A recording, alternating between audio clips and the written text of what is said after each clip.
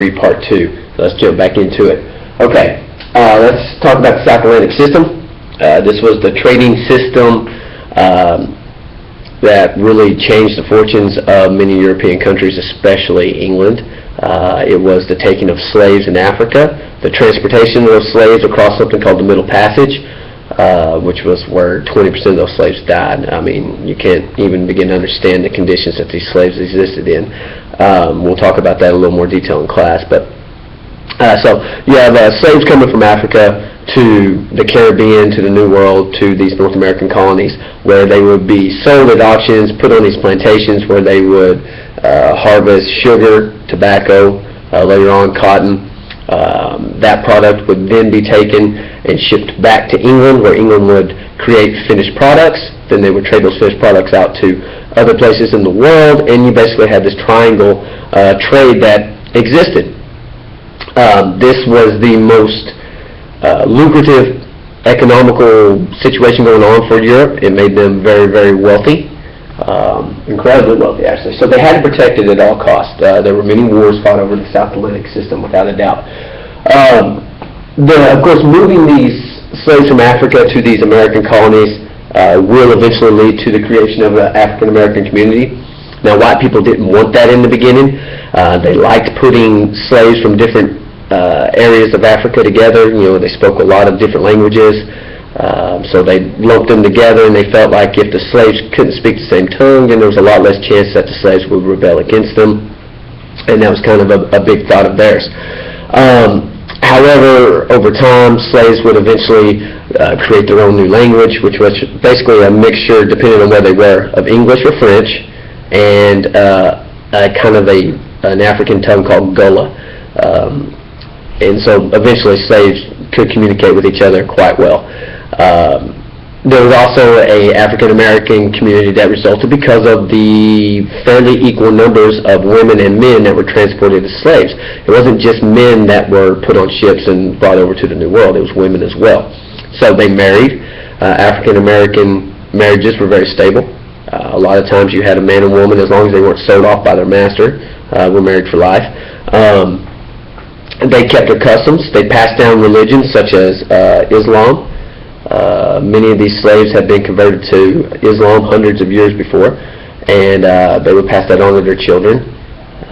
Customs such as jumping over the broom when you got married, it was an African custom that was passed down. Stories and dances that they had done in Africa were passed down to their family members as well. All right, let's move on. Talk a little bit about the white inequity.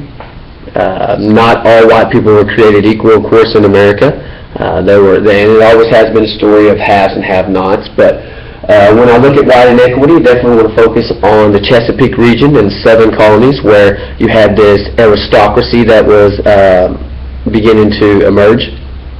You had planters, these rich people who owned more than 20 slaves. That was kind of the classification for a planter. They dominated things. There were a lot of poor settlers that, you know, still better than it was in England, but they were dominated by the richer planter class. The middle, the white yeoman farmers, the self-sufficient farmers, they kind of smelled the pack, not as downtrodden as indentured servants and slaves, of course.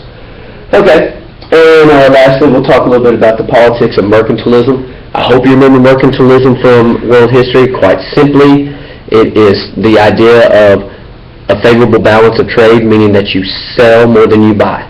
If you sell more than you buy, that your economy will be fine, that your country will be wealthy, your country will be powerful.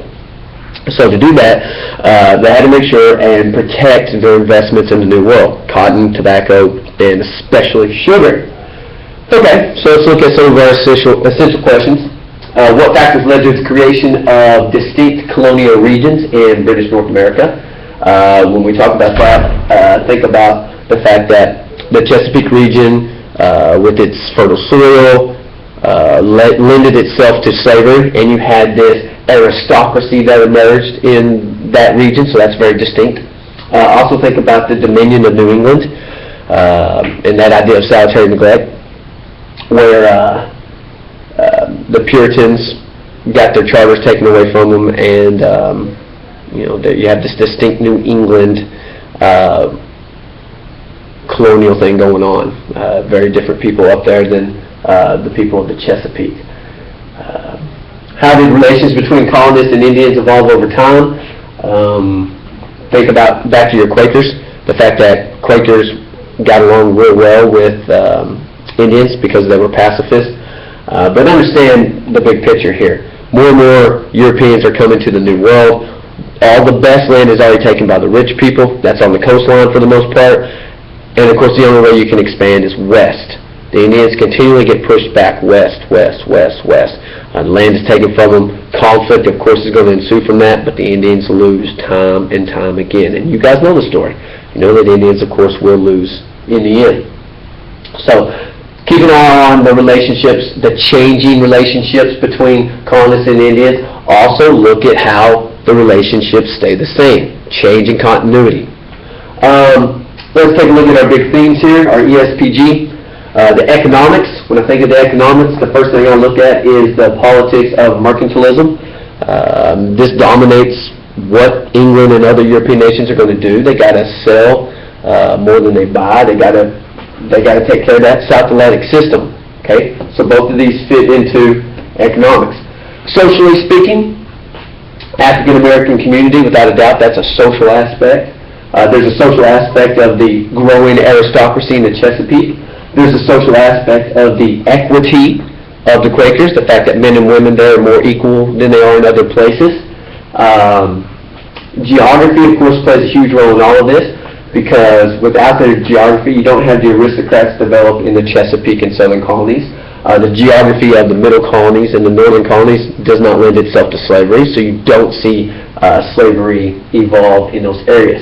So keep an eye on all of these things. Make sure that you can answer better than I did, because I'm just giving you a brief overview, these two questions here. Okay? Thank you.